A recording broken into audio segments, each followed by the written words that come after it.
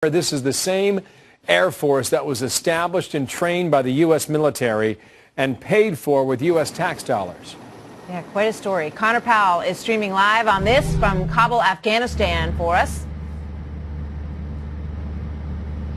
Martha, the U.S. government has spent some $2 billion training and equipping the Afghan Air Force, all in hopes here of building up an Afghan security system that will support the Afghan government when U.S. and international troops leave in 2014. But now the U.S. military says they are looking into allegations that there were members of the Afghan Air Force that were using helicopters and airplanes bought by American taxpayers to ferry around drugs and weapons across the country as part of a large drug ring.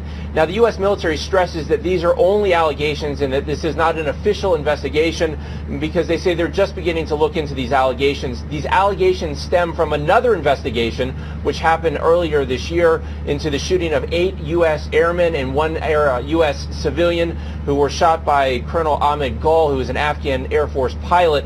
He shot those U.S. and international advisors this summer. The Air Force was looking into that shooting, and these allegations of corruption and drug running stem from that, Martha.